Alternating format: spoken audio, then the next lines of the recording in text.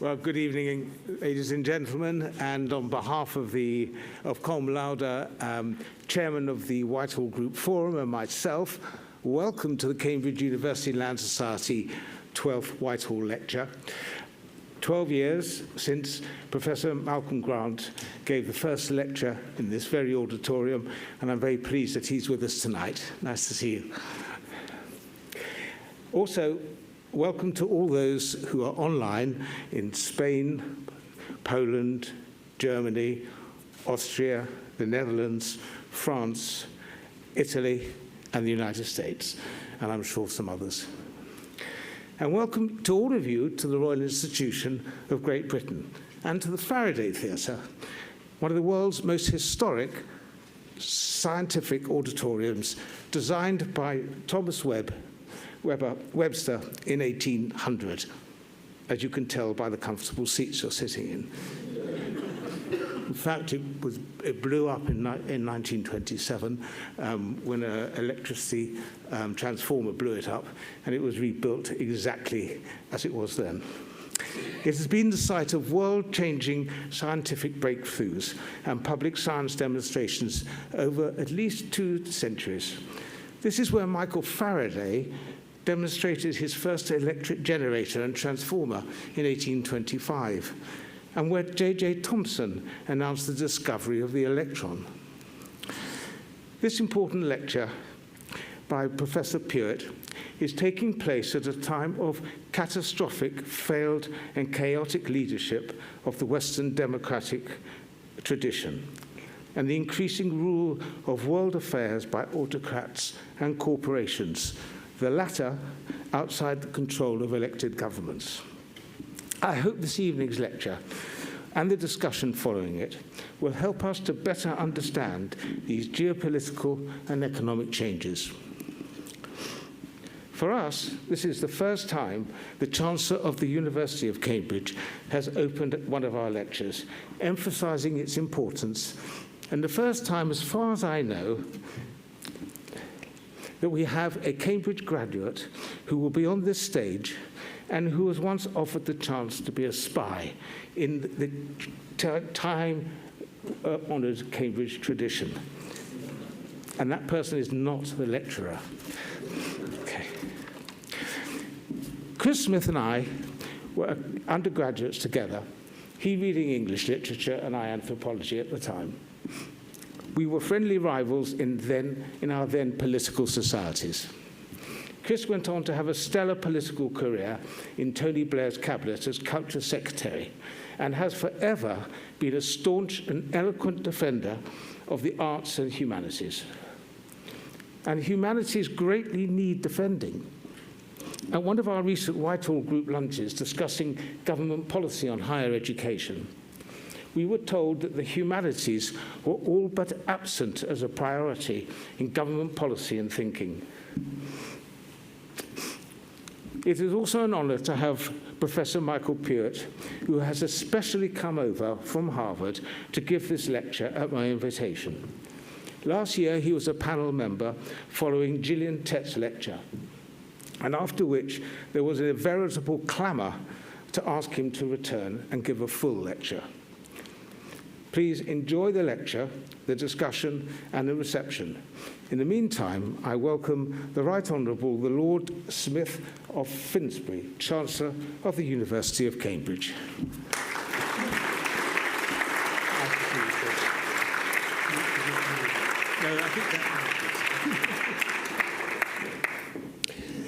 Thank you very much indeed, Douglas. For the last 10 years, whilst I was Master of Pembroke College, I chaired the board of the Land Economy Department. And land economy was, of course, invented as a subject by Professor Denman, who was a very distinguished fellow of Pembroke College. So when the invitation came through to me to introduce the Cambridge University Land Society lecture, I, of course, leapt at the opportunity. The topic of tonight's lecture is how should we understand China? There is probably no more important question for us to consider in the world today. China is rapidly becoming the most important country in the world. We have, of course, challenges about China, but we mustn't disengage. Especially in Cambridge, as one of the leading universities of the world, we have to engage with China and come to the best possible understanding that we can. So that's why tonight's lecture is so important. And who better to give the lecture than Michael Puett. He is the Walter C. Klein Professor of Chinese History and Anthropology and the Director of the Asia Center at Harvard University. He is not only a formidable lecturer, he has won a battery of awards for the quality of his teaching of students. He has a formidable list of books to his credit, and he has focused on the relationships between philosophy, anthropology, history, and religion in the study of China. So, Michael, we are looking forward very much to hearing what you have to say and to engaging with you afterwards. And over to you.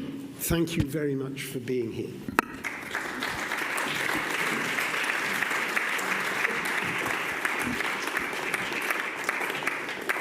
Great. Well, thank you, Lord Smith, for the very nice introduction. Much too polite, but deeply appreciated. It is such an honor to be here. My deep thanks to Doug Collin for inviting me, to the discussants whose ideas I very much look forward to hearing, and of course, to all of you for being here. I very much look forward to this discussion.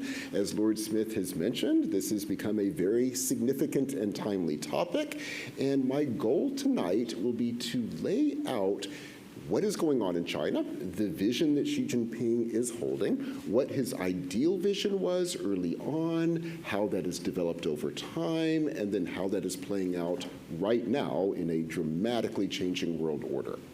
So to organize this, what I will do is the following.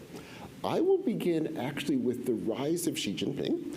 I will discuss the ideas that he was developing at the time, why it had such resonance, and we'll see, it truly did have a significant amount of resonance early on, how his ideology, began to develop and change, and then how it led to the current set of situations that we'll be discussing toward the end of the talk.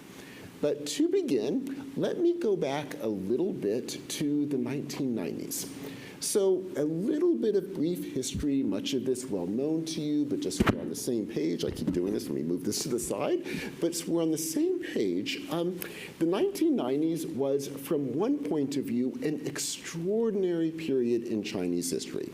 It is well known outside of China as the period of incredible economic growth, with the GNP rising at levels that were, depending on exactly how you measure, without historical precedent, incredible wealth flowing into China. China moves over the course of a little over a decade from being a pretty poor country to having an extremely significant economy.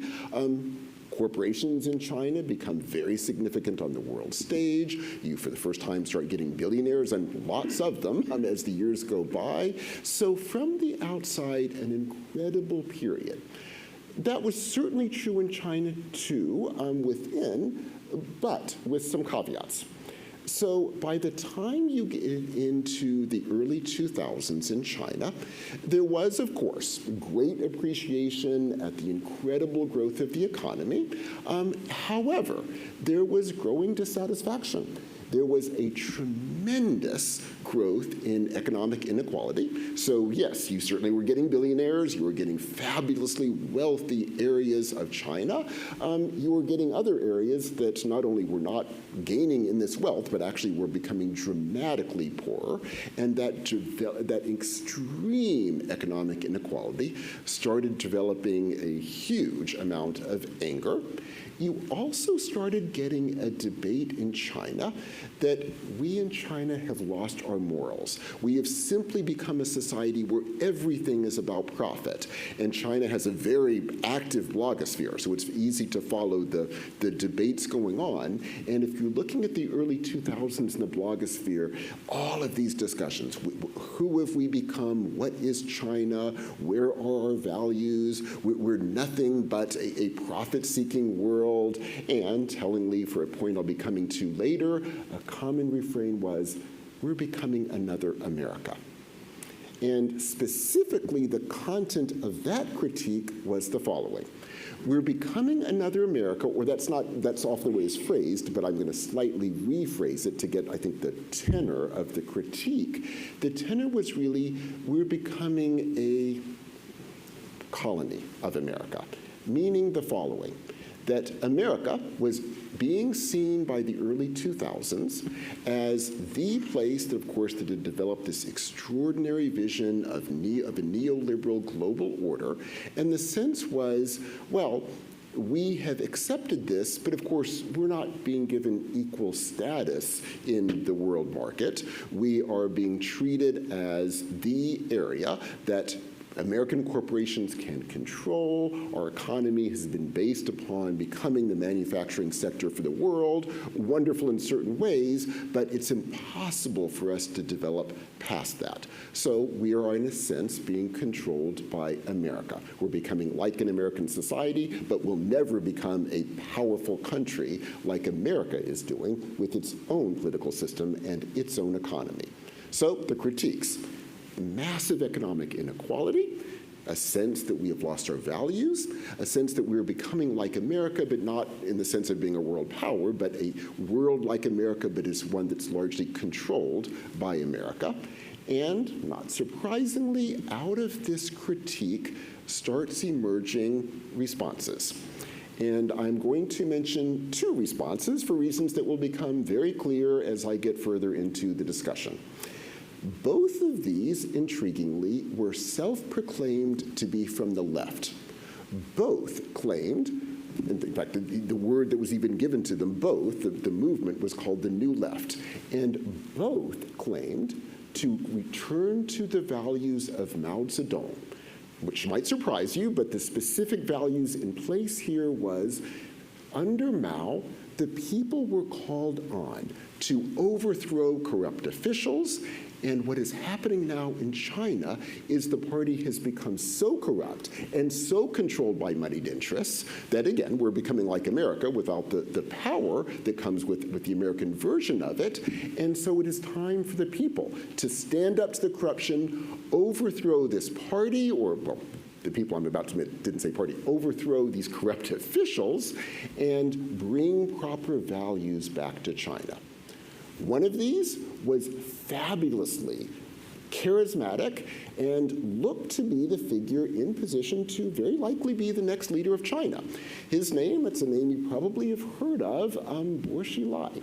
He was running a city called Chongqing, and he was a very, very self-proclaimed Maoist, but also enacted Maoism. So he was this, again, incredibly charismatic figure, and his entire base of power was saying, I am going to stand up to corruption. Chongqing is now being taken over by these corrupt officials who are being paid off by these corporations that are modeling themselves after America. It's all about money, and I am going to stand for the people and put a stop to this. And it was, so you would like wake up, for example, in the morning in Chongqing, and there would be a picture at 3 a.m. of Bo Xilai running into a corporate headquarters with his own police force to grab the records and claim, I'm giving the money back to the people. He would have parades directly modeled on Maoist parades from the Cultural Revolution. There were Bo Xilai songs put to borderline the same tunes as those associated with Mao Zedong. So as you can see, emulating Mao Zedong is putting it a bit too mildly. He was claiming to be another Mao, and again, was incredibly charismatic. There was another one, roughly the same age. In fact, they had been friends/competitors from a very, very young age. His name you probably know even a little bit more than Bo Xilai. His name was Xi Jinping. Xi Jinping also claimed to be part of the New Left. Xi Jinping was not a charismatic figure, not remotely. So he had none of the ability of a Bo Xilai to run massive parades and run mass organizations and bring people out singing songs about the great Xi Jinping. He just wasn't that sort of a figure. But it's quite clear in retrospect, he was extremely politically savvy. And he, too, claimed to be a Maoist, but it was a slightly different version of Mao. But the critique, if you look at the actual words he was saying, sounded very much like Bo Xilai. So he would say much of the same. He would also say, corruption has taken over the party. We're being controlled by corporate interests. The wealthy now control China. It should be the party, the non-corrupt party, that should run the economy for the benefit of everyone. The party, a proper Maoist party, will end economic inequality. We will cease to be another America or a subsidiary of America, and China will become strong by living up to its proper Maoist values. Now, as you well know, politically, one of these two wins. So Bo Xilai himself is charged with corruption. He is put in house arrest and has not been seen since. And Xi Jinping, once his major competitor is out, Xi Jinping comes to power. And his version of this critique, or his version of a response to the critique, gets us to the key themes of this evening. So, is he going to run mass movements where the people will rush into corporate headquarters and take over the money and hand it back to themselves? Will he support, to give a strong Maoist example, the people, or particularly the students as it was under the Cultural Revolution, to overthrow and beat up corrupt officials? No. Xi Jinping's version was the precise opposite, and yet, and this is going to be crucial, it's still being given under the mantle, he claimed, of a generally Maoist vision. His vision was the following. Instead of having the people overthrow corrupt officials, say, like, as you know, in the Cultural Revolution, literally Mao was saying to the students, overthrow these corrupt officials, beat them up, kill them if necessary. It's an endless revolution of the people against a party that will always be in danger of becoming a staid bureaucracy. Xi Jinping's version was, nope, we'll do it in the exact opposite way. How do we end economic inequality? How do we bring about a more egalitarian society? How do we end corruption? And how do we build a strong China that can stand up to America? What we are going to do is claim that, like Mao, we'll create a new China, and we will stand up to corruption, et cetera, as we've discussed. But to really do this, we are going to go back to the powerful moments in Chinese history when we were the most powerful empire in the world. You won't use the word empire, as I'll mention later, but when we were the most powerful place in the world, I'll use a placeholder for the moment, and I will build on those and build upon the Maoist vision too, and bring these together. Hence, the seeming paradox of Xi Jinping, who is somehow a Maoist and somehow is going to be bringing back all of Chinese tradition, even though, as you may well know, a key part of Mao's ideology was wipe out the past, destroy the tradition, burn the books, beat up any official that seems like they're becoming like the old imperial civil service. It's all about wiping that out.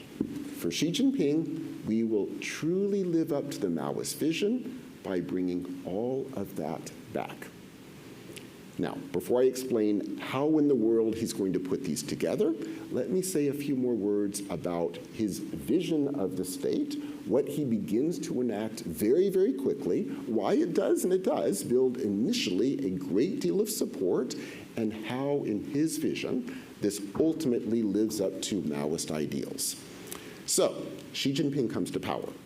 He immediately launches, perhaps his most beloved movement of his entire presidency, an anti-corruption campaign, claiming explicitly again, we have become a corrupt party and we are going to end corruption. So suddenly, very, very high-placed figures are being kicked out for corruption. Certainly many of them tended to be like Whitehall, those who were not on his side of the party, or Whitehall was on his side, but not part of his support network. However, it was nonetheless very significant. Very high-level officials start being kicked out. The numbers of even low-level officials that start being kicked out is extremely high. You suddenly get this complete shift where people don't start giving bribes if they need something done because they actually know that they're going to be given to a party official and say, no, please, please, no. So it initially becomes crucial for the popularity of Xi Jinping's early reign. But it goes further than this, because the claim is, yes, we will stamp out corruption, but for this to really work, what we need to do is go back to what he will claim, and there's, by the way, a key piece of evidence to this in terms of what he's building from. We need to build on one of the key things that made China tick in terms of its earlier greatness. Namely, we need to create a state that is totally divorced from economic power. How do we do that?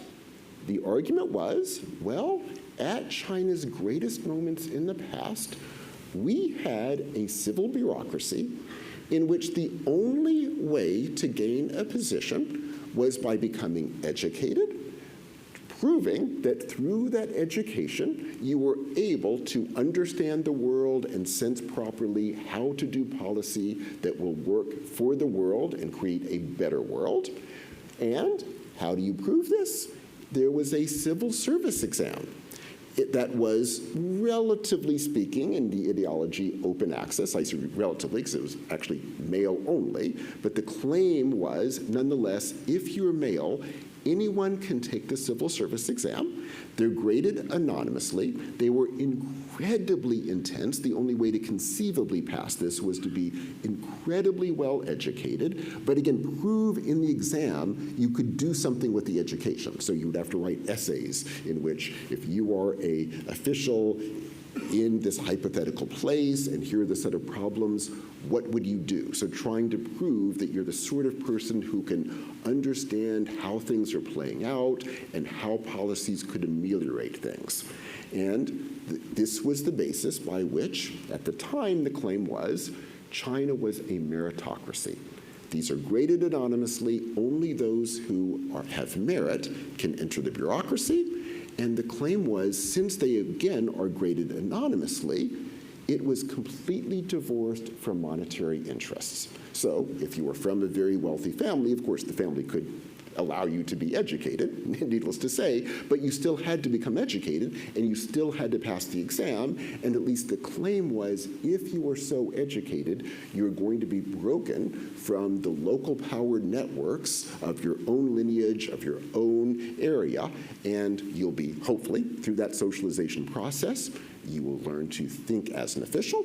Then when you're moved into being an official, you are physically moved from place to place to prevent you from getting caught up in any local power relations. And the idea of this is, therefore, we will create a meritocratic civil bureaucracy divorced from any economic power.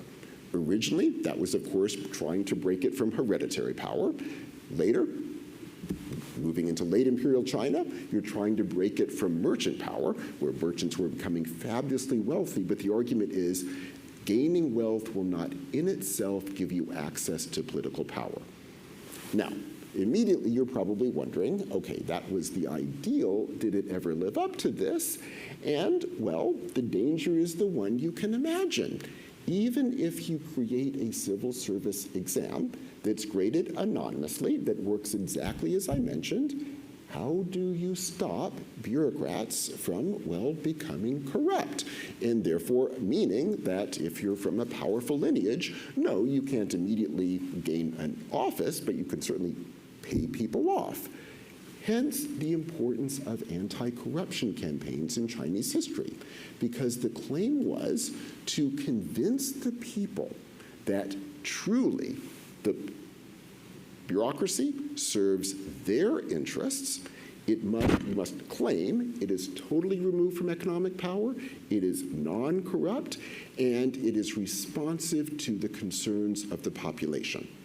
And what happens if that was perceived to not be the case? If the bureaucracy was perceived to be corrupt, controlled by moneyed interests, not responsive to those who did not have money, the people would often, and this would happen every 2 to 3 centuries, overthrow the bureaucracy. And that was called a turn of the mandate of heaven, where the people would overthrow a corrupt state. So immediately now you're getting a sense of the resonances that Xi Jinping is playing on. By saying, I'm going to recreate that world, the argument was the following. The party had become corrupt. We are in danger of being overthrown, and we should be overthrown if we're a corrupt party, because we can no longer stand up to muddied interests. We can no longer design policy that can deal with things. And therefore, if we cannot end corruption, we will and should be overthrown. And the argument goes further as you trace his arguments in the speeches. If we can start doing this, recreating a meritocratic bureaucracy, it also means, finally, we can stand up to America. Why? The argument, you've already gotten hints of this, but here's how he begins twisting it once he is in power. The argument is, this is what America can't do. This is its weakness. America cannot deal with income inequality. America can also not deal with an issue that was becoming very big very soon after Xi Jinping came to power, namely climate change, because the American government is dysfunctional. It is controlled by corporations. Those corporate interests, of course, are never going to allow a state to have regulations, to do the kind of massive investment in green technology that would be required. And we in China will do precisely that. We will do what America cannot do, because we will build this incredibly strong state. That state will be able to control and run the economy. We will not be controlled by corporations, the exact opposite. We will help corporations, but they will be our corporations, and they will work with us, and therefore we can tackle the key problems America cannot do. And this leads us to the second big set of reforms of the Xi Jinping era. He begins with anti-corruption. Number 2, massive, massive state investment in the economy. Number 1, infrastructure. The argument is America, once in its distant past, by American standards, so 1950s, America used to be able to build infrastructure. It can't anymore. It's dysfunctional. So we will build the best train system in the world. We will build the best infrastructure the world has ever seen in every other regard too.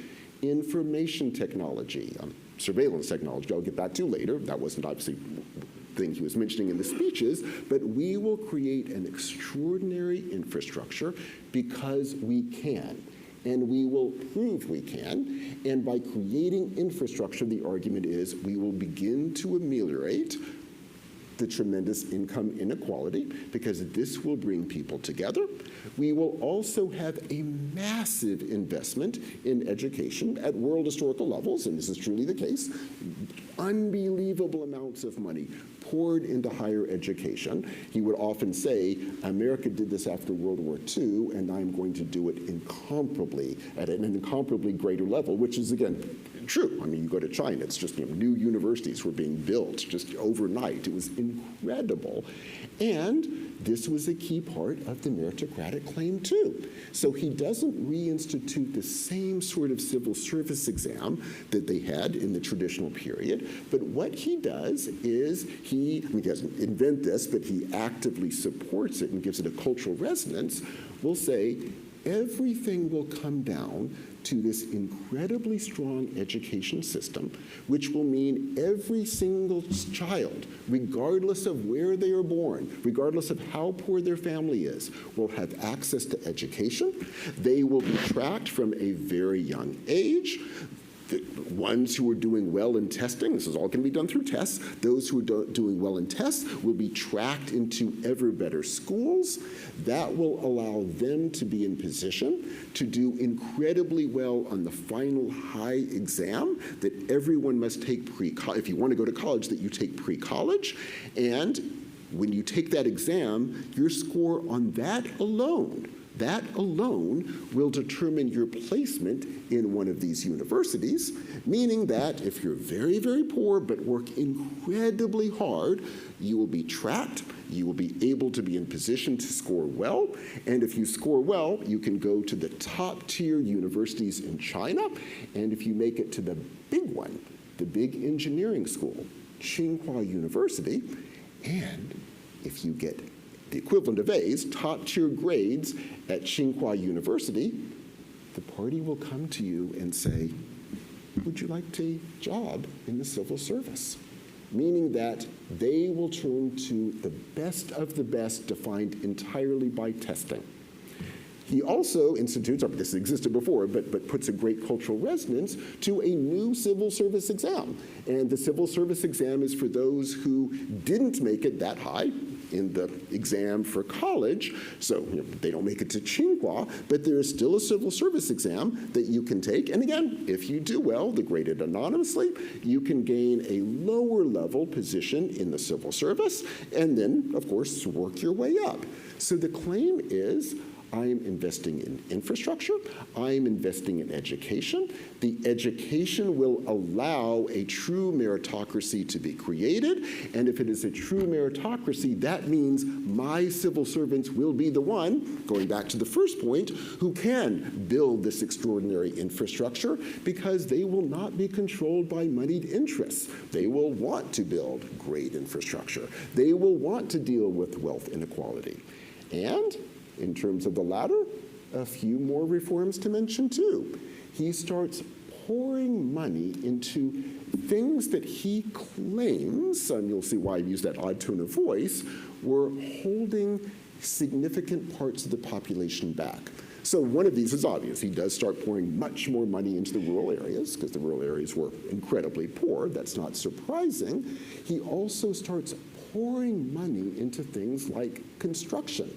So huge amounts of money start moving into construction. Now, that might seem like an odd thing given the claims that he's making, but it really isn't, because part of the argument is, look, if you're from a poor rural area, I will move money there, but if you want to move, sorry, I keep doing that, if you want to move to one of the cities that are becoming ever more wealthy, You can because there will be housing for you, and there will be new jobs for you. And I will allow this endless growth of the huge cities, which were already huge, but now become ever more massive. And that's a place, again, if you don't make it through the meritocracy into the civil service, you can nonetheless go to the city, and you will have all of these opportunities too. Before I get to the reason for my, tone of voice, let me say a few more words about these investments. He starts pouring money into technologies. A huge one, small at first, but has been growing ever grander, green technologies. Again, the argument, America cannot lead with dealing with climate change. We can, and we will. So China pours money into green technology. It is now far and away the leader of green technology in the world. There's not even a close second. And it's not stopping there. Other key technologies for energy, absolutely they are the leader. If you want to start developing solar power, you're buying things from China. They are pouring money into this. So the goal of all of this, as you're seeing, is the claim by being a meritocracy, by bringing people into the civil service who are trained to think about grand societal and even global issues and not be controlled by moneyed interests. That is the group that, therefore, I can lead to do things that America cannot do and make a claim for ourselves as a global leader.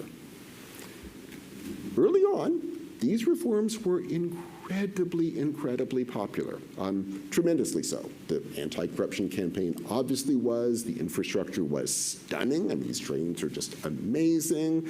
The opportunities that started developing in terms of education was wonderful. Now, problems start emerging very quickly, and hence the tone of voice that you caught me using a little bit earlier, I'm sure. Some of these investments, precisely because they are aimed for the reasons I was mentioning, begin to create some other tensions. I'll just give one example, but it's such a clear and important one. If you go to China, you will see, indeed, as I mentioned, these incredible cities with skyscrapers as far as the eyes can see, largely built with this massive investment in construction. Wait around until darkness comes, and then look at those same size skyscrapers in the downtown area. Beautiful lights on. Go to the outer areas. They're all dark. They're empty. This massive investment into real estate and construction, and it's so overdone, it has created this unbelievable imbalance in the economy. Now, the claim, of course, of Xi Jinping is, don't worry, because the state runs it, so it's not going to be 2008 all over again, because America couldn't deal with their real estate problems. We will. We'll see. So far, the reforms to deal with that have not been as successful, perhaps, as they would ultimately need to be. What about wealth inequality? Has he broken wealth inequality? Yes, he did move money into the rural areas. That part is true. Still, wealth inequality is enormous in China. Absolutely enormous. And in terms of the investments in technology, he has absolutely been a key part of leading China into being a dominant force in a number of these technologies. But here, too, the claim that this is going to end income inequality is very unclear, and so far, there are lots and lots of question marks. I mention these last few points to note, as the past few years have occurred, Xi Jinping's great popularity, and it truly was a great popularity early on, clearly begins to diminish. There was a significant moment when this became very clear, and for a very significant reason that is going to be important thinking of what might happen soon. So, during COVID, early on, Xi Jinping is seen as, relatively speaking, handling it okay. I say relatively speaking because part of the immediate questions were, if the party is so responsive, why does it take so many months for us to find out what was happening in Wuhan? But then the claim was, okay, but once the government knows what's going on, it's able to shut things down, there's a clear lockdown, and it's able to run it so much more effectively than America, which early on certainly seemed to be an accurate contrast. The problem, though, is as the next year goes by during the COVID epidemic, China develops a vaccine, as does America. The Chinese vaccine isn't terribly effective. Why? If this is the most effective civil service in the world, if they are able to do things that America can't, why aren't its vaccines working? And it gets worse. The lockdowns continue. Finally, Shanghai has to be locked down. And unlike the smaller cities where the lockdowns were relatively effective, I mean, people did get food. Shanghai is closed down and people have no food. There's no way the state is effective enough to organize food into a city of that size. So families are suddenly locked down with barely enough to eat. Protests start emerging in China. Xi Jinping probably honestly didn't realize how unpopular he was, and suddenly he realized, oh, there were massive protests against me. His response, lift the lockdown immediately. So overnight, suddenly, bam, there's no lockdown. Well, okay, no lockdown, but the vaccines also weren't effective, so an unbelievable number of people died immediately of COVID. All of which, as you can imagine, is this perfect sense that where is this flawlessly effective state that we have been told is being built over these past several years, at that point 7 years? Where is it? Why was it not there? How are we proving to the world how amazing we are when we, it turns out, handled this pandemic horribly? And this is only a piece of a larger set of problems he has. So let me now get to what he is calling China. So I was been noting he has been looking back to different points of the past. We've noted the claim is I'm returning to this idea of a civil service with power divorced from economic interests run through purely meritocratic means. Let me mention another thing that he is doing when he refers back to the past. China. So what exactly is China? Well, China, according, and this doesn't, again, begin with Xi Jinping, but he is, as you'll see, very invested in the claims I'm about to make because he wants to live up to these claims at a level that earlier was not being done, in his opinion, in the PRC. What is China? So China is a nation state of the Chinese people. Its borders are the borders of the Chinese nation state. When were those borders formed? Of course, in the earlier Chinese dynasties. Which ones, you might ask? Shh. You're not supposed to ask that one, because I will tell you what the answer is. It was formed, the current borders that Xi Jinping is claiming to be the People's Republic of China, in the 18th and 19th centuries by the Manchu multi-ethnic empire. So a brief bit of history, the last dynasty in China is called the Qing dynasty. It's actually a Manchu multi-ethnic empire. The Manchu are a group living to the northeast. The Manchu vision was, we are going to recreate the Mongolian Empire. The Manchus were also steppe nomads, like the Mongols, and the argument was, we are going to recreate the Mongolian Empire, and the way we're going to do it is we're going to drive down into the North China Plain, and we will use this extraordinary bureaucratic system that had been created, and we will use it to, as it has often been used in Chinese history, to build a powerful mass infantry army. That mass infantry army will march with our cavalry, the steppe nomadic Manchus, and we will drive westward and recreate the Mongolian Empire. Now, as we know historically, it doesn't make it that far. However, it does make it to a new frontier that they will call the New Frontier, Xinjiang.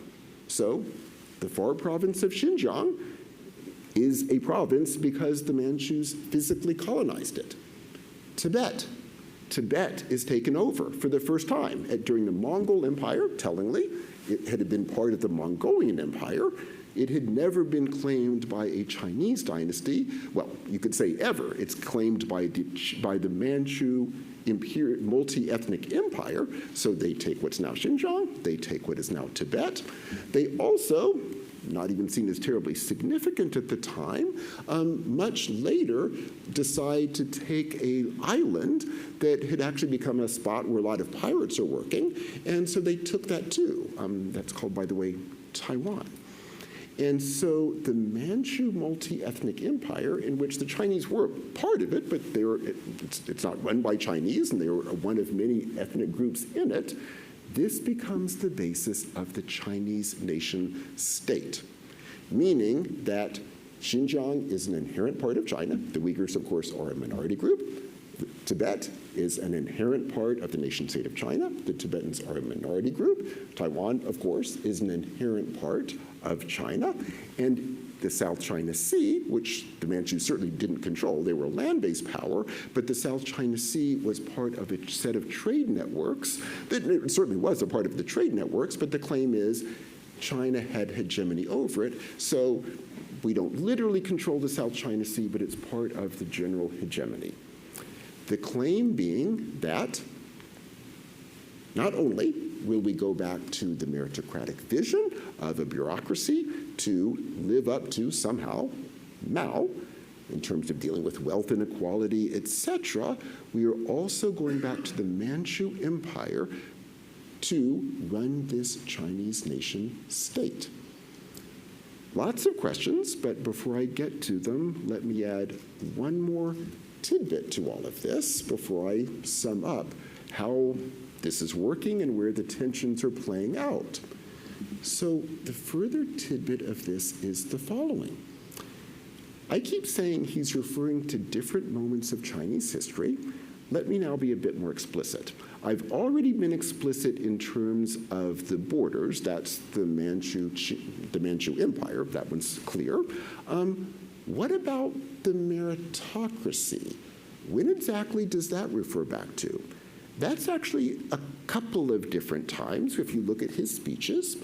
One of them was in the late imperial period when you did have a civil service exam along the lines as I was mentioning before.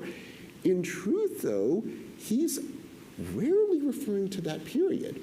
If you look at the quotations of the speeches, they're almost all pulled from a very distinctive moment in Chinese history. It is the early Han Dynasty, and the figure in question is a figure called Emperor Wu, Han Wu Di of the Han. He's never, and I've looked constantly, never, in terms of any place I've been able to find, has Xi Jinping ever compared himself to Han Wu Di explicitly. However, read the speeches, that's what he's pulling from. Why would this be significant, and why not mention the name? Well, now I'm going to pull a lot of what I've been saying together. So, let's go back to Mao. Remember, Mao is the figure who claims, I am going to wipe out the Chinese tradition. I am going to end this stifling world and begin a new China. He would also say something else, particularly during the Cultural Revolution, when all the books are being burned and the corrupt officials are being beaten. He would say, the one person that I am similar to in previous Chinese history is the first emperor of China. The only difference between me and him is I'm going to succeed. What is he referring to here? The first emperor of China is the figure in 221 BCE who first, as the name properly implies, creates an imperial state in China. He creates the state, he burns the books, he claims to be wiping out the past and beginning a new era. Why then does Mao say he failed? because the Qin falls almost immediately thereafter. Literally, he dies, it's passed to his son, and then the entire Qin Empire falls apart, and this new dynasty is created in its aftermath, the Han Dynasty, which largely recreates the grand imperial state of the Qin. But unlike the Qin, instead of burning the books, the key figure, you can now guess, Emperor Wu, claims, unlike the first emperor, I'm going to build this incredibly effective state, but I'm going to do it claiming to be building on the great traditions of the Chinese past, held and put together by this key figure, Confucius. And therefore, the way to gain access to my growing meritocracy, it was not much of a meritocracy, but the claim was, I'm building a meritocracy. How do you gain access? You will study the Confucian classics. They will train you in the great ethical and political visions of Chinese antiquity, and you will also, therefore, once you are properly trained, be running this basically Qin imperial bureaucracy, but using the bureaucracy to live up to the great values of Confucius, who himself was simply passing down the great values of earlier China. Now you're beginning to see how this all adds up. So, putting this very straightforwardly, Xi Jinping implicitly, I'll come back to why this is implicit momentarily, is implicitly claiming to be Emperor Wu. Han Wudi is the other way he's referred to, if you're looking up references to him, Emperor Wu to Mao's first emperor. Meaning, Mao, like the first emperor, created this extraordinary new beginning for China, but ultimately failed.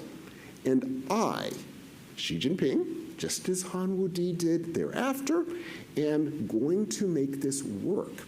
And I'm going to make it work by bringing back everything Mao / first emperor thought they had to destroy.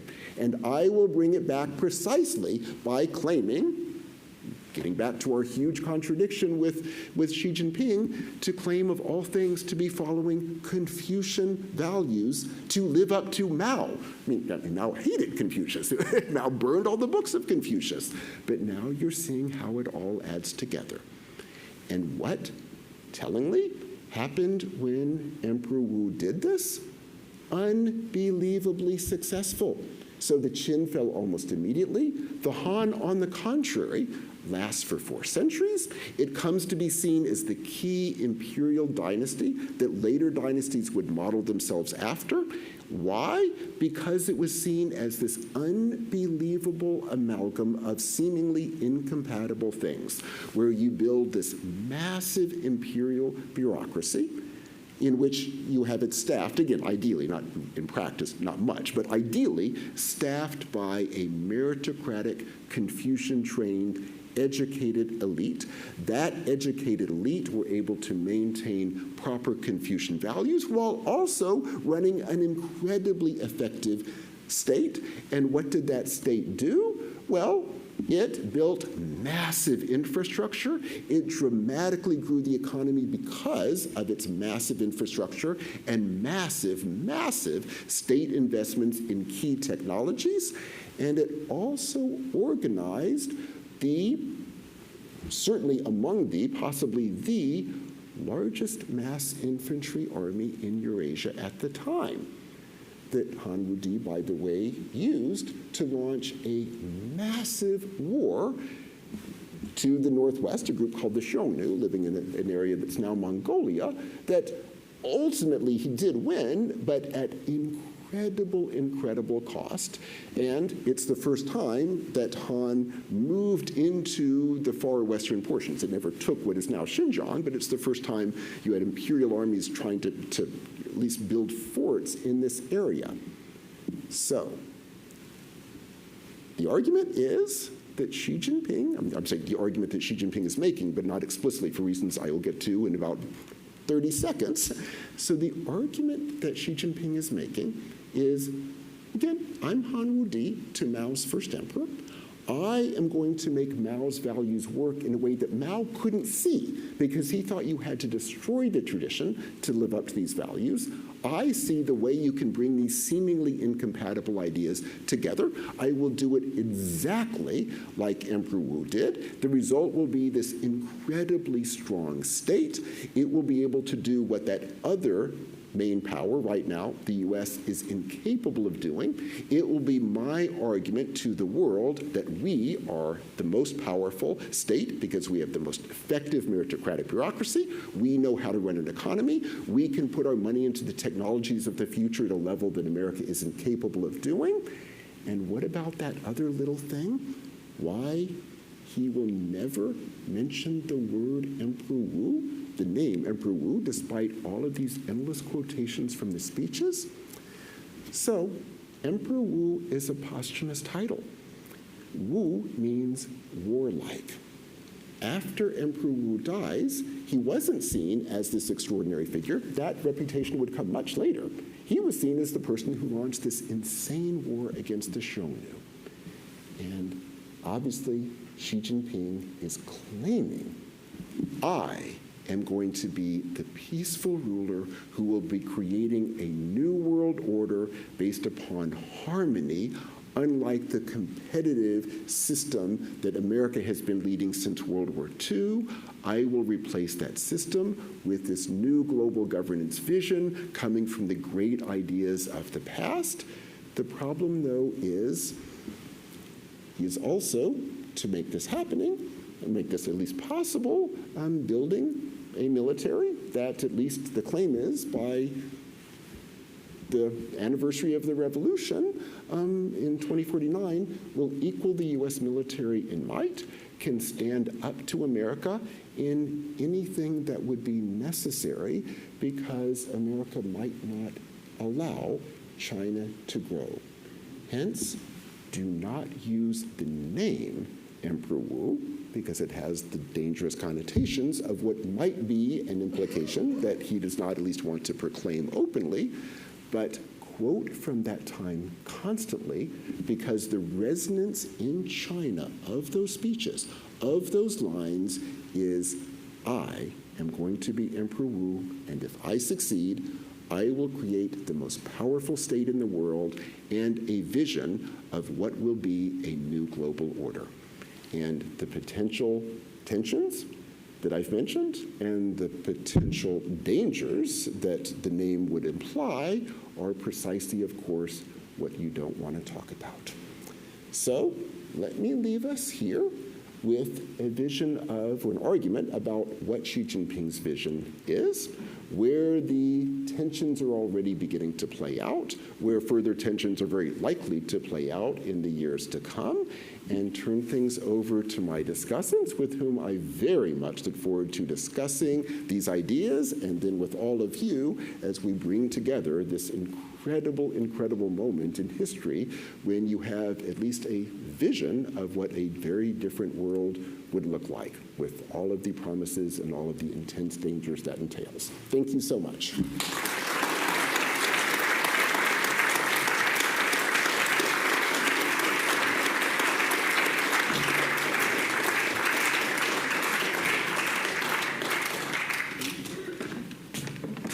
Thank you, ladies and gentlemen. May I just thank Professor Puett again for an absolutely superb discourse. It's a great honour to have him make the effort to come all the way here for the second time. Michael, thank you, and thank you to all. My name is Colm Lauder. For those who don't know me, I have the great privilege of being able to chair the Whitehall group of the Cambridge University Land Society. Over the next 30 minutes or so, we will be welcoming our panel discussion. We will be engaging the topics. Again, feel free also to ask questions from the floor. First, I want to introduce our panel chair, and that is someone who's known to many of you from his time in the Pink Paper in the Financial Times as former foreign editor. That's Quentin Peel. Quentin joined the Financial Times in 1975. Between 76 and 94, he served successfully as South Africa correspondent, Africa editor, European Community correspondent and Brussels bureau chief, Moscow correspondent and chief correspondent in Germany. He was also foreign editor and international affairs editor from 1994 and 2010, and finally chief correspondent in Berlin in 2004. 2013. He is also, and most importantly, a graduate of Cambridge, where he read economics and French. He will be joined on the panel today by Professor Roel Sterckx, who is the Joseph Needham Professor of Chinese History, Science, Civilization at the University of Cambridge and a Fellow of Clare College. He will also be joined by Fin Lau, who is an advisor on Hong Kong Watch, which is a policy and human rights group in Hong Kong, and he is targeted by the Chinese Communist Party with a $1 million Hong Kong bounty on his life. And finally, our third panellist is Charles Parton, who is Senior Associate Fellow at Council on Geostrategy at the RUSI in Berlin. You're all very welcome. Please take a seat. Quentin, if I could ask you to sit in the middle, please. Thank you.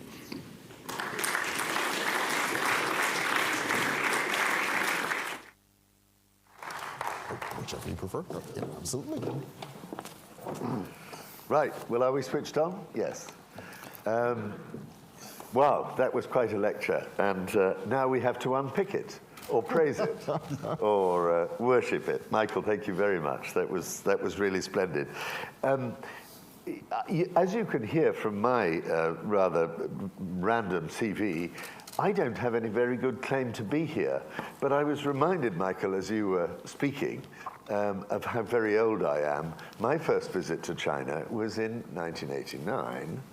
And it was a rather interesting visit. I followed Mikhail Gorbachev to Beijing in the middle of Tiananmen. Yes. And we nicknamed the plane we flew on Glasnost because it was the first time that Gorbachev had ever taken foreign correspondence anywhere. And it was, of course, an extraordinary embarrassment. The entire trip was a nightmare for Gorbachev and a nightmare for the Chinese government because there were thousands of students on Tiananmen Square holding up placards saying, Mikhail Sergeyevich, give us perestroika here too. And they tried to keep Gorbachev away from it. They hid him round the back door of the Palace of the People, and he never really saw it. Then he flew to Shanghai, where a gentleman called Jiang Zemin was the mayor. He went on to slightly greater things. And there was another enormous demonstration, which they kept Gorby miles away from. And it was a really extraordinary moment. And what I picked up back from the Chinese side was this feeling, my God, why is this man Gorbachev making such a mess of things? We certainly would never begin by starting to dismantle the Communist Party. That is not the way we're going to work. Anyway, fascinating moment, and perhaps a moment that complements this extraordinary vision you've put together about the Xi Jinping plan, if you like. So I want to ask our panelists, who, thank you, Colin, I no longer have to introduce in great detail. Who's going to start? I think Roel Sterckx, as the fellow historian, professor historian from Cambridge. Has Michael got it right, or has he missed anything out in that? Well, I think Michael always gets it right. Definitely not. And it's a great analysis, Michael. And what obviously strikes me doesn't strike me so much as a historian, but it should strike the audience that we move within the space of 40 minutes from Xi Jinping to Confucius and back across history. And if there is anything that we as historians have learned studying Chinese history over the longue durée, is that any claim to something that is new, a new era, right? 新时代 in China, that sometimes this is not as new as we think it is. And that we've had moments throughout Chinese history in which, indeed, claims to a new world, a new vision, some call it revolution, in other cases it was a Messianian kind of view of a future, that in many ways it is impossible to understand the political rhetoric in China today without a modest literacy of what happened in China, not simply in 1949 or in 1978 or in 1911 or in the mid-19th century, because that's usually where, for us, especially in this country, Chinese history starts with the Opium War, but that there are 25 centuries before that have produced models, systems, that are deeply implicated, in the political rhetoric that is being used, in China today. So, in a way, it is not that controversial to have Confucius stand right next to Mao. In fact, he did, in the form of a statue a few years ago in front of the Natural History Museum, staring across Tiananmen Square at Mao's portrait. He only lasted 28 days, and then he moved to the back of the museum. But just to say that it is really something that we should reflect on, actually, in our institutions, in our universities. How much of the China story are we embedding in the general history education, the general curriculum that we pass on, to our students and the public at large, right? People will know the first emperor, might know the Great Wall, right? They will have never heard of Han Wuti. Never. And so, I commend you, for joining me on that mission.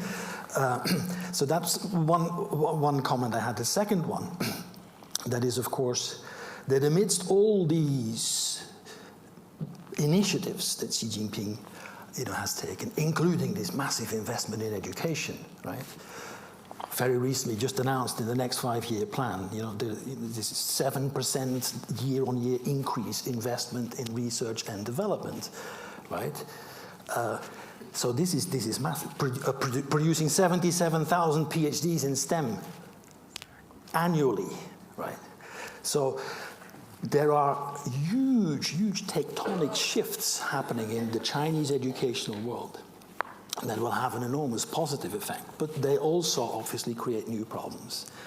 And of course, one of the problems is, of course, that for every graduate that's educated, there is another graduate that upon graduation becomes a delivery driver, right?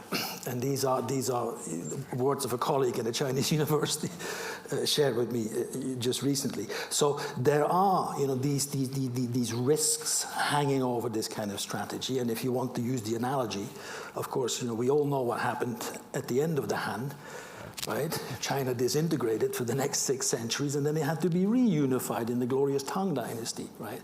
So there is a cyclical pattern happening here.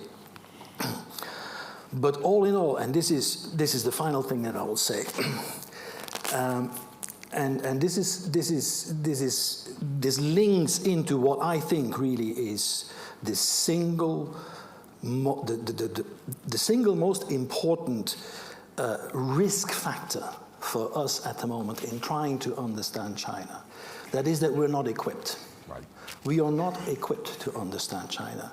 We have not invested structurally in the institutions, in the teaching programs, in the universities that actually educate people in basic China literacy.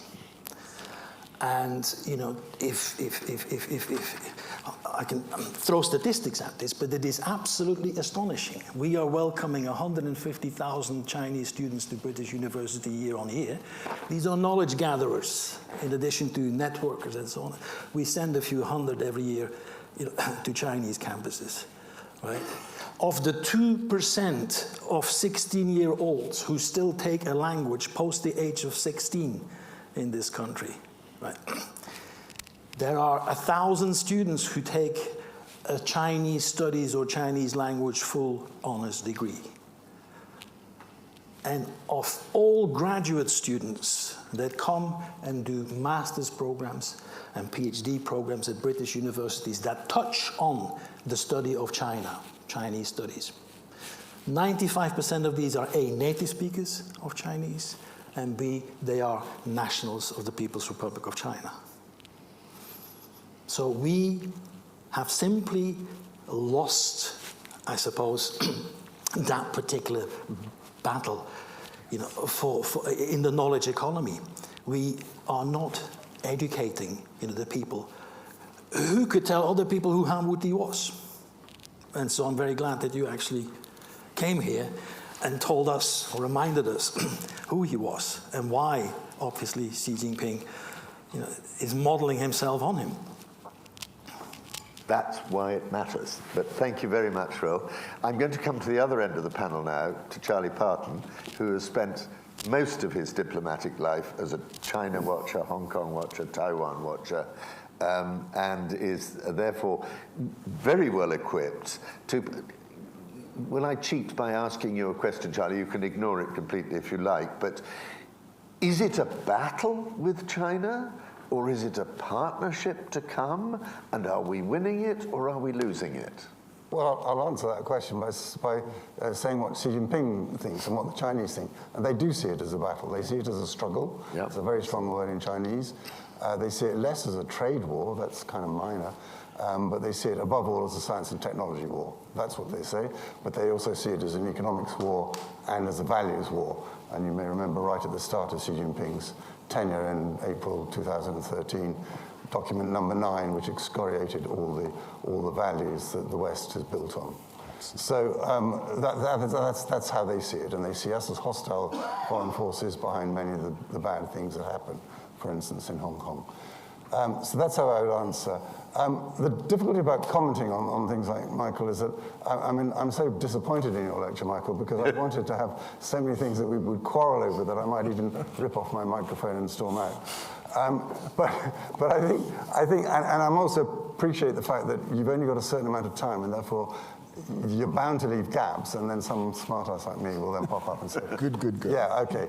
I mean, the first gap that I thought of was, you defined it in terms of personalities, Bo Xilai, Xi Jinping, and I'm not sure that's quite right at the start. I mean, I think the party elders back in 2007 and 8 realized all the things that you said and said, we're going to do something about this. And remember that originally Li Keqiang was going to be number 1, Xi Jinping number 2, and the party elders clearly decided that Xi Jinping was the personality that would push that agenda with far greater energy.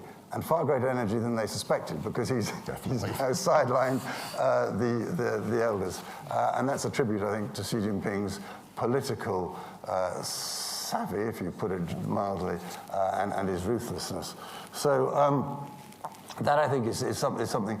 I mean, the other thing is I listen to, again, it's a slight quarrel, and we're probably, if we were actually on the same page, but it's this use of language like state, the government. But I think one of the things that Xi Jinping has actually done, of course, is pretty much get rid of the state. I mean, this is a Leninist party. The party rules everything. Xi Jinping says so. He'll say it's above the law, etc.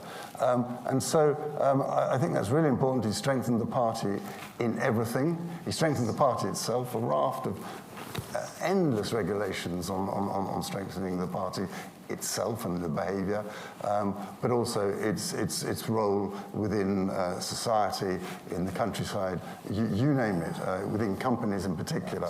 I mean, people say, would Chinese companies obey the party? Too bloody right they would. They've got no choice if they wish to flourish. So that, I think, is an important point. And then I slightly reacted to your talk about merititious, that's the wrong word, meritful civil service. Because, I mean, it's those words civil service conjure up what we kind of have in the West. And Xi Jinping has really changed all that. Absolutely. I mean, about a decade ago, Xinhua put out a thing saying that 94% of all Chinese officials above Zhudang, so maybe 40,000, 50,000 officials throughout China, 94% of party, 80% of all officials are party. And Xi Jinping has really put political obedience as number 1. So yes, the anti-corruption campaign, but don't forget the 8 regulations which came out in December 2012, I think, which is all about the discipline in the party. And as many people are disciplined as done for anti-corruption. And that, there's continual study of every party member, the days when you could just not pay your fees or not attend the meetings. That's all gone. So I think that merit, or based on merit, for sure. I mean, this is really tough. But it also, number one, is the politics of it. You follow the party, you follow Xi Jinping, you look at Xuexi Changguo, the app, which is a nice pun. It translates as Xuexi to study, and then Changguo is a strong country. But Xuexi is also studies Xi Jinping. And I'm not sure that's a coincidence. But the sort of, if I may take up just a tiny bit more, a mission that I think that I really would go heavy on, but you hinted on it at it when you talked about Emperor Wu and his importance on technologies. And this is that I said at the start, and you agreed, it's a science and technology war. Let me just, and I could put any number of quotes about beating America and the importance of technology in all this. But let me just put into a few sentences, I can't remember how many, 60,000 characters of the 15th five-year plan, is to summarize it. What does Xi Jinping say in that? He says, number one, we're going to be self-reliant in science and technology. Number two, we're going to dominate these science and technologies, both in the existing industries and the modernization thereof, and in the development of the new industries. And also, we're going to get rid of all the dependencies that we have on the West, because that enables them to use leverage against us. And we're going to increase the leverages, the dependencies that they have. And then the final thing I'd say about those 60,000 characters in a few sentences is note how has come back into the discourse, which dipped out for a few years, the military-civil fusion. Absolutely. A really close working between anything that's useful in the civil industry that can be used for military, or the surveillance systems, etc. That's come back as Xi Jinping is much more confident now in the struggle with the West.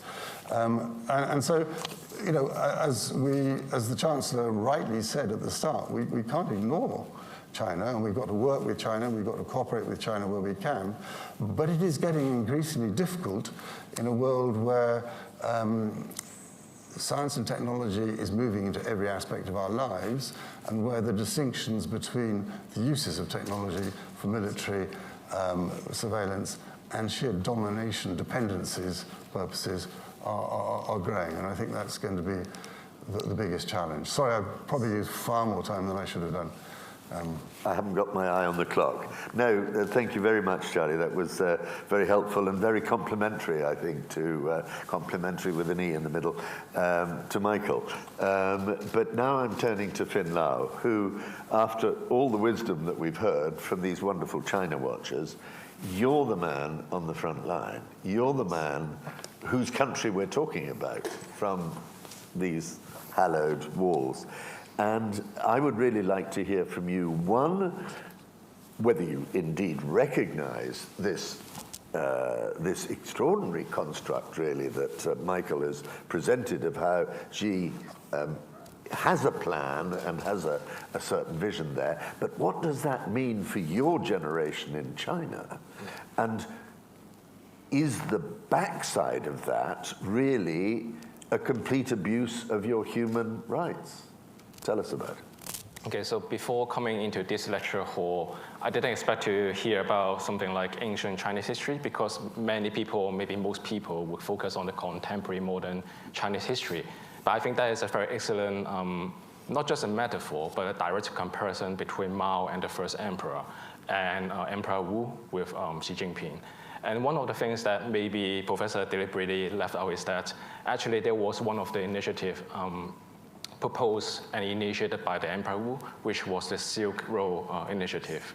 So Emperor Wu simply sent a special envoy, including army, to simply, well, to connect China with, actually at that time it was not called China, but the Han Empire, to use the Silk Road to link with the Central Asia, and then eventually to Europe. So back in around 2013, 2014, after, well, the rise of Xi Jinping, there was the Belt and Road Initiative that aims to mimic the Silk Road Initiative to connect, well, perhaps the infrastructure capacity of China with the rest of the world. So that's why you will hear something like One Belt, One Road, or sometimes it may call BRI, the Belt and Road Initiative. So there may be Actually, my dissertation, my master at UCL was about the infrastructure finance and investment, and my dissertation was about the Belt and Road Initiative. So one of the purposes behind that Belt and Road Initiative actually was to try to internationalize the renminbi, the yuan, of the Chinese currency, which is quite similar to the maybe unintended purpose of the Marshall Plan, which making the US dollar as the strongest currency in the world. So this is another so-called hidden agenda of perhaps maybe Xi Jinping or the CCP under his rule. So I think this is another maybe observation that may be interesting to the audience. But another thing is that the outcome of the Emperor Wu is that he overstretched the economy, overtaxed the economy, and he mobilized, thousands or maybe millions of armies to annex other countries. So in the end, it simply laid the root causes of the downfall of the Han Empire. So I think this perhaps may reflect the outcome of the Xi Jinping policy if he followed this trajectory or path. So another thing is that this is slightly unrelated to the Han Dynasty, but is more about the Qing Dynasty. So actually, during the Qing Dynasty, Hong Kong was annexed. Actually, the sovereignty was ceded to the UK because of the Opium War. On the other hand, there are other places or areas or regions of Qing Dynasty was somehow ceded to other Western powers, including Russia. So one of the red lines actually set by the Chinese Communist Party is that it is forbidden for even for Hong Kong journalists to talk about those areas or regions being ceded by Russia. So we got a Hong Kong journalist actually around maybe 20 years ago jailed in China because of talking about why the CCP dare not to talk about those territories being occupied by Russia. So you can see that the Chinese Communist Party and Xi Jinping, they would bend the rules when it comes to the reality. So that is some of the remarks. Okay, thanks very much, and we'll come back now because I want Michael to answer quite swiftly any points that you'd like to pick up from that, and then I want to throw it open for questions both in the room and online. And I got my eye on the time, but Michael, yes, please, indeed. it's your floor. Well, my deep thanks to all three discussants. This was wonderful. If it's okay, I will go in reverse order. Yes, I think that is absolutely right. Another key reason that Xi Jinping doesn't want to ever mention Emperor Wu, even though I think that's very obviously what he's building upon, and precise indeed. I think the Belt and Road policy is directly a vision of a new type of Silk Road with China as the absolute center. The renminbi will ultimately replace the American dollar, and I think you're exactly right. Again, the reason he doesn't want to say this is that ultimately that incredible militarization of society that underlay that huge imperial expanse absolutely laid the groundwork for the fall of the Han. And of course, he's remembered later as the great figure who rebuilt China. You're exactly right. He poured an unbelievable amount of money into the military that ultimately weakened it and destroyed it. So I think that's beautifully put and directly related. I agree fully. So one of the things that's very chilling is when you look at the earlier political theories that Emperor Wu was pulling from, that Xi Jinping implicitly is doing as well, one of the big tensions is if you create a meritocratic bureaucracy, what do you do about the fact that you do have this figure, back then it was an hereditary monarchy, that didn't make it through the meritocracy, and how could that possibly work? And the argument was it can only work if the hereditary monarch is basically allowing the bureaucracy to run things, and he is there as a figurehead. And of course, needless to say, the first emperor and Emperor Wu were not figureheads, and boy, you are right, Xi Jinping is no figurehead. And is this really a meritocracy? Well, I mean, yes, as you said, you have to pass these exams, etc., but you are absolutely right. You accept accept the vision of the party that is now called Xi Jinping thought. That is what you're training yourself in. That's the proper way to read history, and that's what the bureaucracy does. So that is absolutely true, and in terms of technology, yes. Part of the claim of Xi Jinping to, in his mind, create the most powerful country in the world, ultimately I think the global hegemon of the world, is going to be through technology. And absolutely, the goal is to make China completely self-reliant, as you said, and then it will be the basis that every other nation that wants to do anything from green technology to surveillance, which is also being exported from China, will do it from China. They'll buy Chinese products, and that will be the basis, again, by which China will become the basis. And then I'll just conclude by turning to Roel. I could not agree more. I am stunned in America, the degree to which you'll see Xi Jinping saying something directly to America, and he'll be making these historical allusions that are just completely missed. And we need basic education. People have got to know basic aspects of Chinese history. They need to understand what these allusions are. And when I say people, let me be more explicit. Even people in the State Department who you'd think would know this, and they're not. They're not being trained in China, and they don't understand these allusions. They really don't understand what the agenda of Xi Jinping is, and it is incredibly, incredibly dangerous. So I think we're creating a very dangerous world by the fact that we're training entire generations, not asking them to learn Chinese, to learn about China, to understand these allusions, and see what is oftentimes a pretty, I would say, relatively clear portrait being given to the world that's simply being missed. Yes. It's an interesting thought that would occur to me over many years, that on the whole, small countries understood the big countries better than big countries understanding the small. The big countries didn't care. But actually, in this case, I fear that it's we're the outsiders here in this debate. Well, everyone always says that China is a black box. It isn't. I mean, the personnel machinations, yes, for sure. But the policies, they put them out there. Absolutely. I mean, UK policy towards China, that's a black box. That's entirely different. That's exactly right. But Michael, you this vision that Xi would like to rewrite the global order with Chinese characters, basically. Absolutely. What would that mean for Europe? What would that mean for America?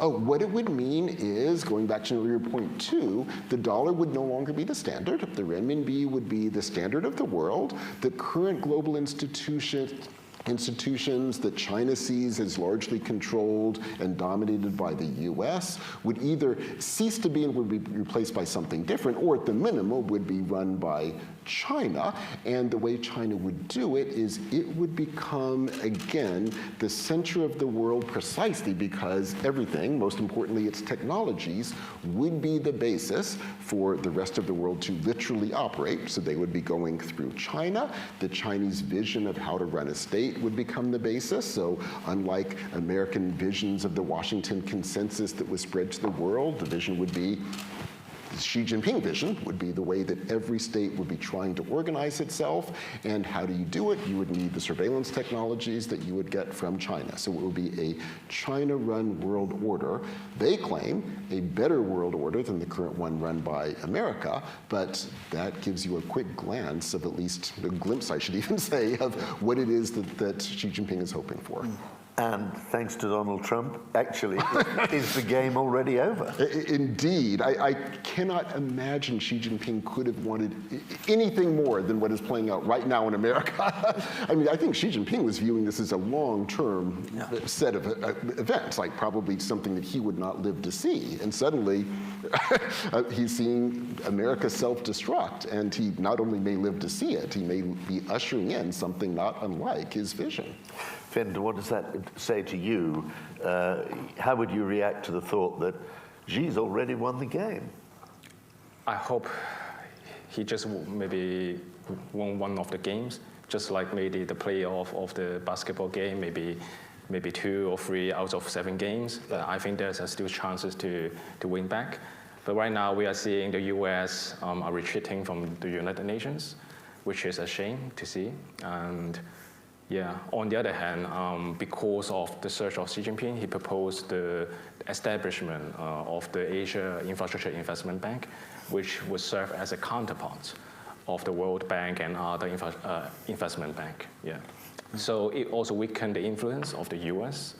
And on the other hand, well, as I've mentioned, the Belt and Road Initiative actually amplified the influence and the diplomatic power of China.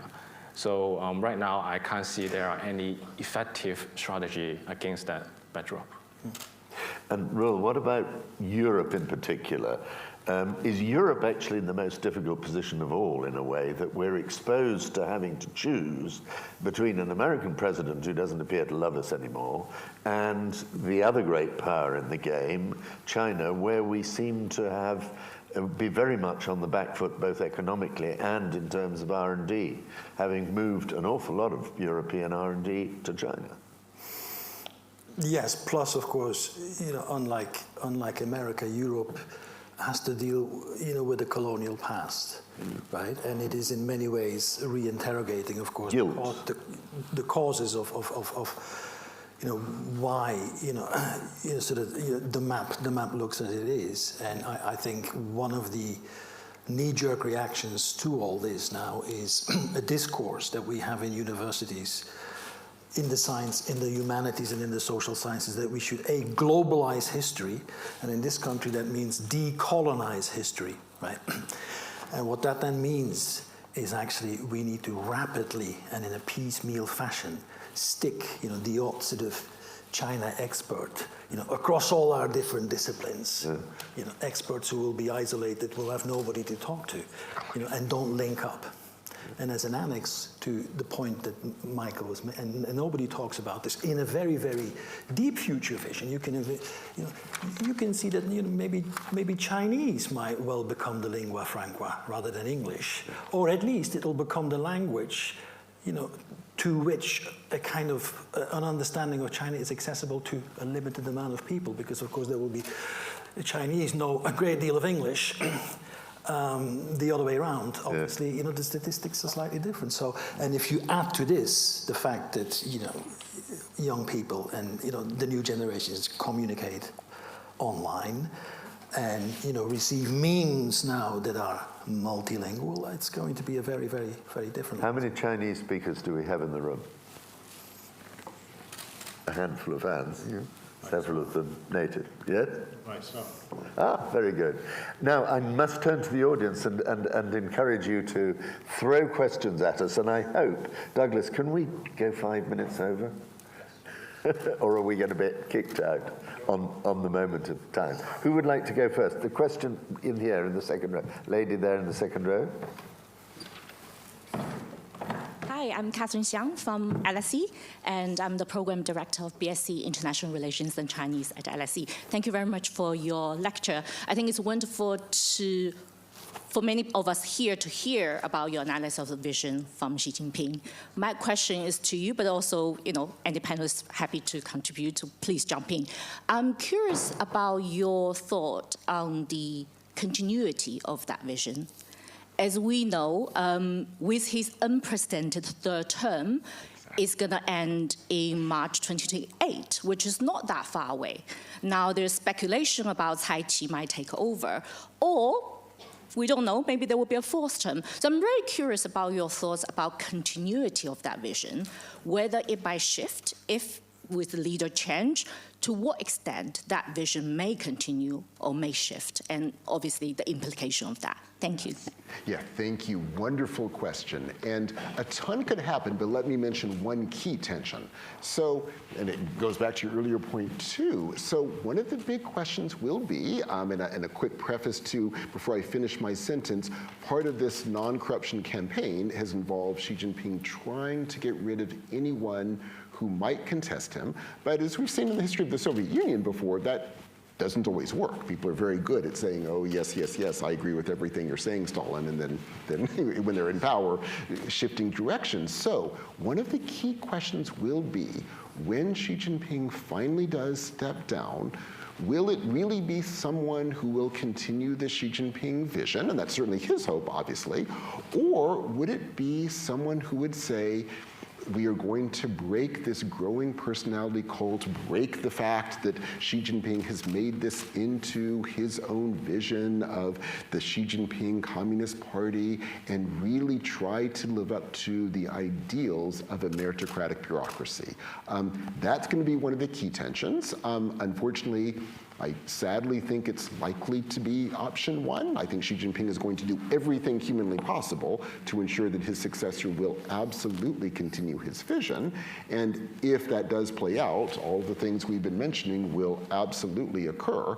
And sadly, I think that's probably the most likely option. It's certainly the one that Xi Jinping is spending most of his time trying to create.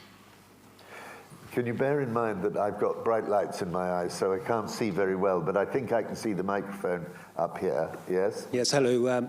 My name is Tim Law. I'm a Cambridge graduate, but I was the UK's defence attaché in Beijing between 2018 and 2021, and subsequently became the Deputy Director of UK-China Transparency, which is a charity that effectively investigates Chinese influence in the UK. How much of a challenge to Xi Jinping's concept of a new China does a free, democratic, and prosperous Taiwan pose to that vision?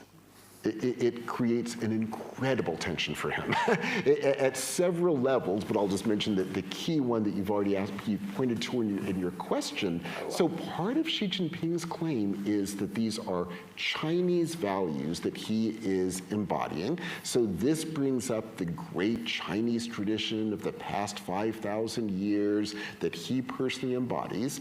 And exactly as your question correctly points out, if you have a Taiwan that it's certainly Chinese by Xi Jinping's definition of the term, that is, on the contrary, highly democratic, a very robust democracy, going down a very different path economically than the one Xi Jinping is supporting, shifting dramatically in terms of its entire vision of the world. It completely breaks the claim that these are somehow inherently Chinese values that he personally embodies. And the degree to which that is successful means Xi Jinping's vision for China, Singapore, of course, has been part of this too, that these are all Chinese values we are advocating. Taiwan creates an intense problem. And this is only one of the many reasons, but it's certainly one of them that Xi Jinping is hoping to get Taiwan into his control. Yes. Can I just ask Finn now to perhaps come in on the question of Taiwan? And essentially, do you see the fate of Taiwan as inevitably being the same as the fate of Hong Kong? Well, I don't think so. But going back to Professor's point, I think the tension would simply also encourage the CCP to try to think about the possibility of, well, invading Taiwan. And given that there is the Ukraine war as well as the prolonged Iran operation by the US. So I think it may even make Beijing more brave, courageous to do what we couldn't imagine before. So I think rather I would say the fate of Hong Kong is closely linked to Taiwan, because Taiwan now acts as the last line of defense. Hong Kong used to be the second last, yeah.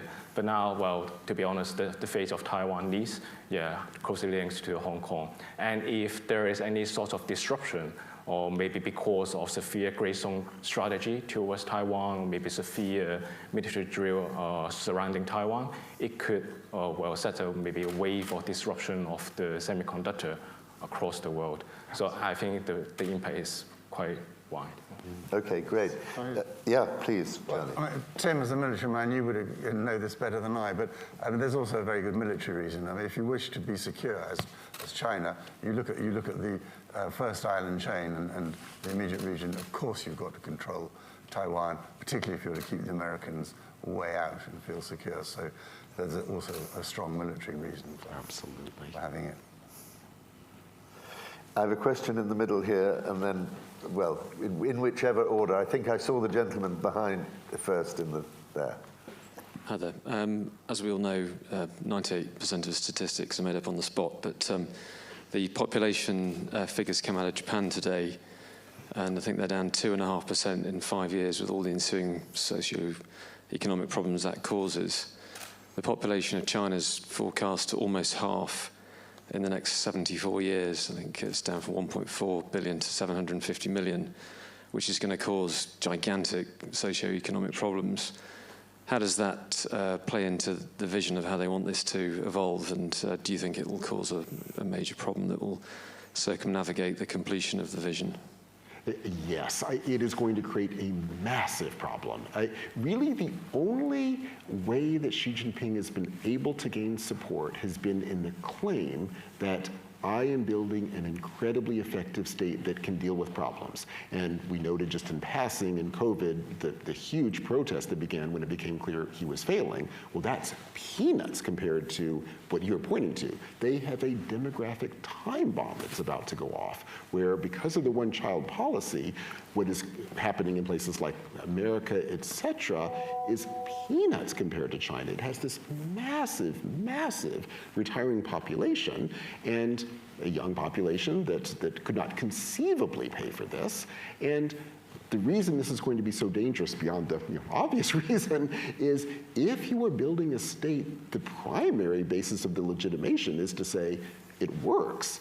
What happens when it clearly doesn't? And there's going to be a massive economic downturn, and the economy could not conceivably pay for all of this. And then I think his hope is the other piece of this claim that I'm embodying Chinese values, that this is a new vision for the world, et cetera. That makes a lot less sense when you're dealing with a very dangerously declining economy, which is a very realistic possibility for the very reason you mentioned. So thank you. Yes, I mean, I think Xi Jinping is hoping that, again, his technology is going to get him out of this and to replace the fact there aren't any workers by robots and technology. And that's why, as you rightly said, he also puts vast amount of emphasis on education, because you need an educated population, not just. But there's another aspect to the population demographics which is known but is not emphasized so much, and that is, as a result of the one-child policy all those years, the imbalance between males and females. And it's somewhere between, or would at its peak be somewhere between 20 to 40 million excess males between the ages of 18 and 45. Well, we know what sexually frustrated males can do. And usually the uglier and more unintelligent of them too, you can't find spouses, they're not a recipe for stability. So that again is going to, I think, lead to increasing surveillance and repression necessarily. I pray to goodness that there's no such person as a Chinese Andrew Tate. Another Andrew. Andrew Khan. I used to run UK Trade and Investment at a time when we really wanted investment, Chinese investment in this country. Yes. I'd like to follow on from the last question by another element which seems to me to be a real threat, disruptive threat to the Chinese society and the Chinese economy. We have an AI revolution going on at the moment. It's quite clear.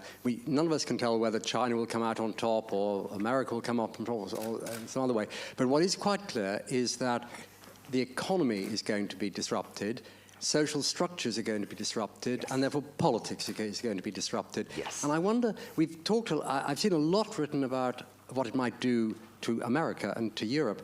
I've seen nothing written about what might happen in China when, if we really do have a super powerful artificial intelligence which can do better than the Chinese Communist Party.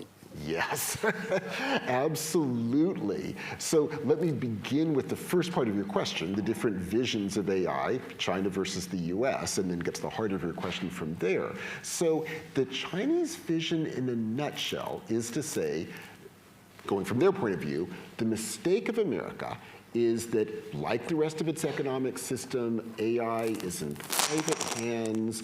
It's run by this limited group of people who are aiming for ultimately this extraordinary new type of general AI, and it's this competitive war between them using tons and tons of resources, and in whatever form it would imply one of those would become the victor, and it would become the vision for a very limited number of people. very much like an extreme version, they would say, of what happened in the 1990s with social media, etc. So that's the Chinese point of view. I say that to say Xi Jinping's countervision is to say, what we will do is we will treat it like an infrastructure. We will pour money into it, but we'll pour money into it in the way we build trains. And what we will do, and this has already been mentioned precisely correctly, we will build, for example, extraordinary robotics that will be in every single manufacturing sector. We will redo our already very strong infrastructure by having everything run, cars, trains, by advanced technologies, including very soon, they hope, robots themselves. We will start intensely using algorithms to solve basic problems as, again, an infrastructure, because we will develop the best systems that will be able to solve everything that comes up. We will also, they spend less time talking about this, but it's obviously a key part of it, we will also build the best surveillance systems in the world, because AI will give us surveillance capabilities that go beyond anything we could have dreamed about even 5 years ago. That's the claim. Now, this only, of course, cuts to the heart of your question.